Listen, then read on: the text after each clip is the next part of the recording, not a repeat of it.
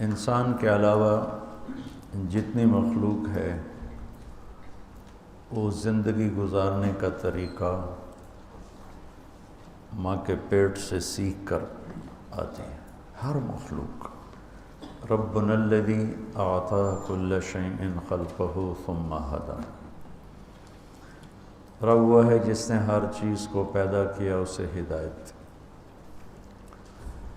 تو دنیا میں جتنی مخلوقات ہیں، نباتات ہیں، حیوانات ہیں، پرندے ہیں، انہیں صحیح طریقہ زندگی گزارنا سیکھنا نہیں پڑتا. ان کا آٹو پہ چل رہا ہے سارا. جس جانور نے دودھ دینا ہے وہ آٹو پہ لگا ہوا ہے، اس نے دودھ دینا ہے. جس نے بچہ دینا ہے، کس نے انڈے دینے ہیں، کس کے منہ میں زہر بنے گا، کس کے پنجے ہوں گے، کس کے نوکیلے دانت ہوں گے، کس کے پر ہوں گے، کس نے گوشت کھانا ہے، کس نے پتے کھانے ہیں، کس نے کیڑے کھانے ہیں. ایک کتا نما جانور چونٹیاں کھاتا ہے، چونٹیاں. تو اس کو اتنی طاقت اللہ نے دی ہے کہ وہ زمین کو سونگھتا جاتا ہے. تو جہاں نیچے چونٹیوں کا گھر بنا ہوتا ہے وہاں وہ کھدائی کرتا ہے اور پھر اپنی زبان سے چاٹ چاٹ کے وہ چونٹیاں کھاتا ہے. سی برفانی ریچھ ہے انٹارکٹیکا میں، وہ وہاں کا جو عجیب سا جانور ہے پانی کا وہ اسے کھاتا ہے. وہ اوپر برف جم جاتی ہے تو برف کو سونگھتا ہوا جاتا ہے اور نیچے تک اس کا ناک خوشبو کو محسوس کرتا ہے اس جانور کی، اور برف کو توڑ کے نیچے منہ مار کے نکالتا ہے. تو اسی طرح ہر مخلوق کو اللہ تعالیٰ نے اپنی زندگی گزارنے کا صحیح طریقہ آٹو پہ لگا دیا. انسان کا چونکہ پیپر ہے، یا یہ آخرت میں ناکام ہے یا کامیاب ہے، تو اس کے اندر دونوں سسٹم چالو کر دیے. یہ باہر سے لیتا ہے. اللہ تعالیٰ نے ہمیں یہ جو کتاب نصیب فرمائی ہے ہمارے نصیب میں، ان ھذا القرآن یہدی للتی ہی اقوم، کیسے زندگی گزاریں کہ دنیا میں بھی کامیاب ہو جائیں، آخرت میں بھی کامیاب ہو جائیں. تو قرآن کا دعویٰ ہے کہ میں تمہیں وہ راستہ بتاؤں گا جو سب سے صحیح اور سیدھا ہوگا.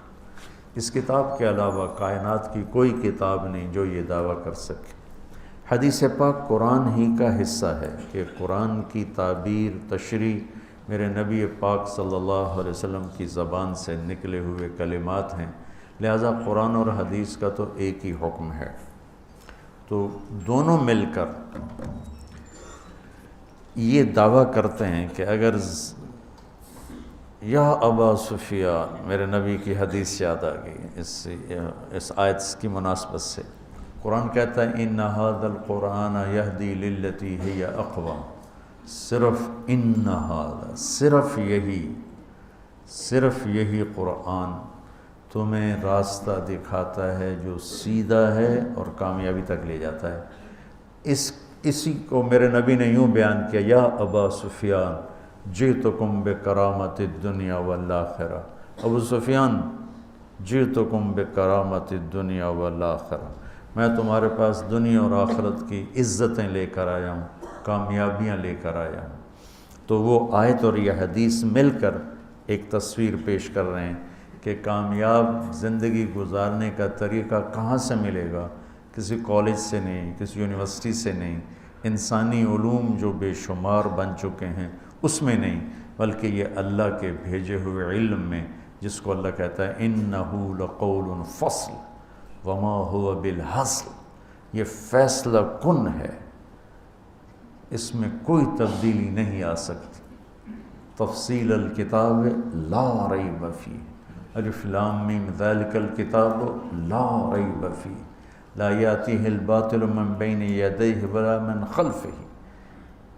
اس کو کسی طرف سے بھی کوئی غلط چیز اس کے قریب سے بھی نہیں گزر سکتی. اس کے اندر کہاں سے آئے گی، اس کے قریب سے بھی نہیں گزر سکتی. تو اللہ نے اس امت پہ فضل فرمایا، اس نے اپنے قرآن کی حفاظت کی. اور اپنے نبی کے فرمان کی حفاظت کی۔ ہم تک کسی نبی کی امت نے نہ اپنی کتاب کی حفاظت کی، نہ اپنے نبی کے فرمان کی حفاظت کی۔ ان انبیاء کے فرمان تو ہیں ہی نہیں ان کے پاس، جو کتابیں ہیں وہ ٹرانسلیٹڈ ہیں، وہ پتہ نہیں ہے کہ اس کی اصل کیا ہے، ترجمہ سامنے پڑا ہوا ہے، اس ترجمے کا کیا اعتبار ہے کہ یہ اسی کتاب کے مطابق ہے جو عیسیٰ علیہ السلام پر آیا تھا، پر اتری تھی۔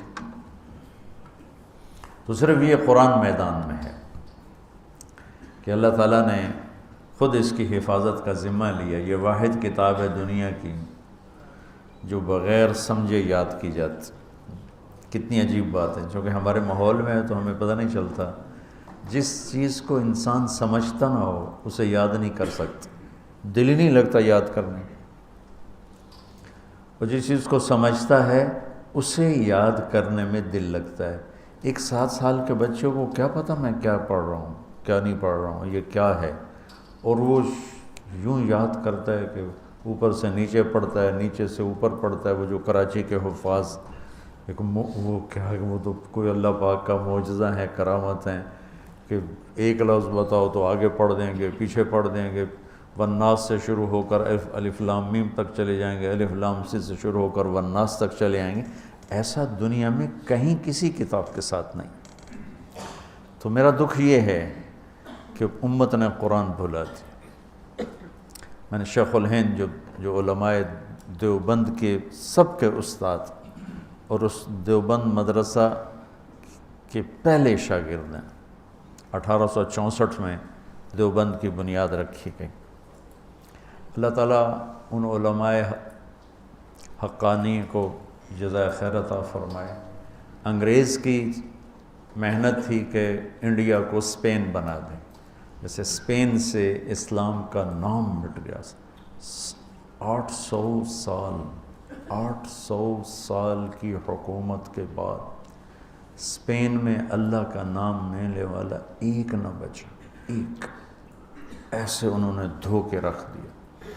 اور وہ قرطبہ کی جامع مسجد جہاں علامہ قرطبی جیسے بیٹھ کے تفسیر بیان کیا کرتے تھے، وہ ساری گرجا بنی پڑی، سوری صرف محراب کے پاس تھوڑی سی جگہ انہوں نے سے کور کی ہوئی ہے، بس اتنی جتنی یہ 2 پلر ہیں، تو ایسے کر کے انہوں نے بارڈ لگا دی ہے۔ وہ محراب اپنی اصل جگہ میں بالکل درمیان میں انہوں نے گرجا بنا دیا، بت رکھے ہوئے ہیں، تصویریں ہیں، مسجد کے در و دیوار روتے ہیں، نوحہ گناہ ہیں کہ ہائے مسجد مرثیہ خواہیں کہ نمازی نہ رہے۔ مرثیہ تو مسجد قرطبہ کا میں دیکھ کر آیا ہوں۔ تو انگریز کی یہ محنت تھی کہ یہاں سے دھو دیا جائے اسلام کو۔ اللہ علماء دیوبند کے درجات بلند فرمائے۔ 1864 میں پہلے یہ حضرات جنگ آزادی میں شریک ہوئے، اور شاملی جہاں علماء دیوبند نے جہاد کیا، حافظ ضامن شہید ہوئے اور کوئی بڑے بڑے شہید ہوئے، کچھ بچ گئے۔ وہ شاملی اب ایک بہت بڑا قصبہ بن چکا ہے۔ میں 89 میں وہاں گیا تھا، تو جب سیاسی طور پر پوری مات کھا گئے اور قوت ہاتھ سے نکل گئی، کیونکہ اپنے ہی جب غیر بن جائیں، کسی کی غداری سے ملک نہیں ڈوبتا، کسی ایک کی غداری سے۔ وہ ایک دیگ کا چاول ہوتا ہے، سارے ہی بگڑ چکے ہوتے ہیں، تب تباہی آتی ہے، تب غداری بھی اپنی قوت دکھاتی ہے، ورنہ ایک آدھ کی غداری سے قوم ہو تو اس سے کچھ نہیں ہوتا ہے۔ تو ذرا میر جعفر نہیں، سارے ہی اسی کا شکارہ بن، میر صادق نہیں، سب ایسے ہو چکے تھے۔ تو وہ جنگ آزادی اپنوں ہی کا شکار ہو گئی۔ ایک رجب علی تھا، ایک نجف خان تھا، ایک الہی بخش تھا، ایک شجاع الدولہ تھا۔ یہ لوگ تھے جنہوں نے دلی کا راستہ صاف کیا انگریز کے لیے، تو اپنے ہی تھے۔ اس کے بدلے میں رجب علی کو انہوں نے اتنا سونا دیا کہ اس نے امبالے میں پورا ایک فوارہ سونے کا بنایا جس میں شراب نکلتی تھی، اور وہ کمبخت شام کو بیٹھ کے شراب پیتا تھا اپنے ساتھیوں کے ساتھ، کہ وہ پانی کی وجہ وہ شراب نکلتی تھی۔ تو اس طرح جب قوم ڈوبتی ہے، اس کے افرادوں کے ضمیر بک جاتے ہیں، تو پھر ملاح کشتی کے پھٹے ٹوٹ جائیں تو ملاح کہاں پار لگائے گا اسے؟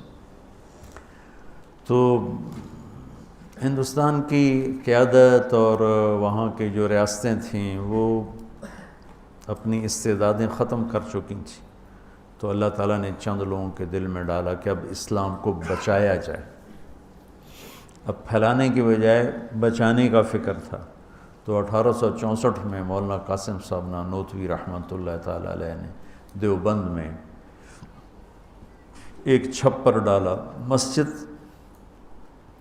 مسجد بنائی بغیر چھت کے، اور ایک چھپر جس میں ایک طالب علم اور ایک استاد اور ایک انار کا درخت۔ 89 میں وہ انار کا درخت میں دیکھ کے آیا تھا، وہ 1864 اور میں گیا تھا 1999۔ 100 سال سے اوپر انار کا درخت 15-20 سال کے بعد خشک ہو جاتا ہے۔ ہم تو ہمارا باغ تھا انار کے، والد صاحب نے لگایا تھا، ہم تو سنبھال ہی نہ سکے، پھر ہم نے اکھڑوا دیا سارا۔ تو وہ 15-20 سال سے اوپر انار کا درخت نہیں آتا، خشک ہو جاتا۔ تو اس انار کو 100 سال سے اوپر ہو چکا تھا اور وہ سبز کھڑا ہوا تھا۔ چھتے والی مسجد کہتے ہیں جہاں، وہ مولانا سید خان صاحب، میں اور کچھ اور ان کے ساتھی، ہم وہاں دیوبند گئے تھے، تو وہاں وہ انار کا درخت دیکھا تھا تھوڑا سا، اور بعد میں پتہ نہیں کس کے دل میں آیا کہ یہ تو لوگ اس کی اب وہ کوئی عقیدت میں پتے لے رہا ہے، کچھ لے رہا ہے، انہوں نے کاٹ کے ہی پھینک دیا۔ میرے جی میں تھا کاٹتے نہیں، ویسے اس کی حفاظت رکھتے تھے، ایک تاریخی چیز ہوتی، یادگار ہوتی، جب تک کھڑا رہتا، اتنا غلوب بھی ٹھیک نہیں ہے۔ تو 1864 میں استاد کا نام محمود احمد اور شاگرد کا نام محمود الحسن، اور کسی کو نہیں پتا کہ کتنی بڑی تاریخ بننے والی ہے۔ مولانا ظفر علی خان رحمۃ اللہ علیہ بہت بڑے شاعر گزرے ہیں، ذمہ دار اخبار نکالتے تھے، ان کا شعر ہے: شاد بادو شادزی اے سرزمین دیوبند، ہند میں تو نے کیا اسلام کا جھنڈا بلند۔ ہندوستان تو بدعات اور رسومات اور جہالت علم سے مناسبت ہی کوئی نہیں تھی۔ سب پیروں فقیروں، جو جاہل پیر فقیر تو ہمارا سرمایہ ہیں، پر جو صحیح ہوں، لیکن وہ جاہلوں سے جڑے ہوئے تھے۔ تو شاہ ولی اللہ رحمۃ اللہ علیہ پہلی ہستی ہیں جو انڈیا میں حدیث کو لائے، ورنہ فقہ اور منطق مجھے آج تک سمجھ میں نہیں آیا کہ منطق کی ضرورت کیا ہے علم دین کے اندر، مجھے نہیں سمجھ میں آیا۔ یا لیت شعری، کوئی مجھے سمجھا دے۔ تو شاہ ولی اللہ رحمۃ اللہ علیہ پہلی ہستی ہیں جو حدیث کو لے کر آئے، اور لہذا جتنے یہاں حدیث کے سلسلے میں شاہ ولی اللہ پر مل جاتے ہیں، مطلب میرا سلسلہ محمد عبداللہ، خیر محمد یاسین، جو میری قراءتاً ہے، ایک ہے اجازتاً، وہ بھی بتاتا ہوں۔ محمد یاسین، محمود الحسن جن کو شیخ الہند کہتے ہیں، محمد قاسم، عبد الغنی، محمد اسحاق، عبد العزیز، شاہ ولی اللہ، اور جو میری اجازتاً ہے وہ عزیر گل، محمود الحسن۔ اس طرح 3 واسطے بیچ میں نکل جاتے ہیں، میرے نصیب میں تھا عالی سند ہونا۔ عزیر گل، محمود الحسن، محمد قاسم، عبد الغنی، محمد اسحاق، عبد العزیز، شاہ ولی اللہ۔ شاہ ولی اللہ پہ دیوبندی، بریلوی، اہل حدیث سب کی حدیث کی سند ان پر آ کر کٹھی ہو جاتی۔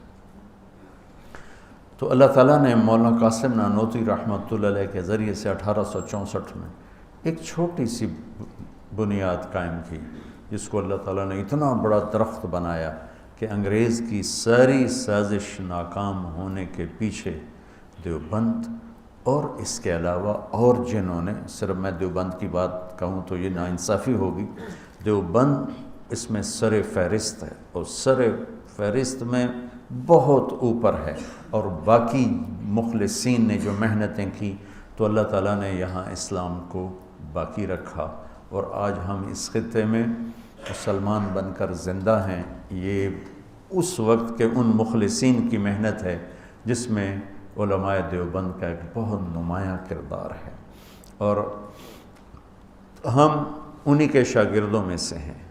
اہل السنت والجماعت کی ترجمانی جو انہوں نے فرمائی اور کی، ہم اس کو زیادہ صحیح کہتے ہیں، اور باقی سب کا احترام کرتے ہیں، سب کو عزت دیتے ہیں، سب کے لیے اچھے جذبات رکھتے ہیں، کسی کے لیے نفرت، کسی کے لیے کفر کے دعوے کرنے سے ہم بیزار ہیں اور بری الذمہ ہیں۔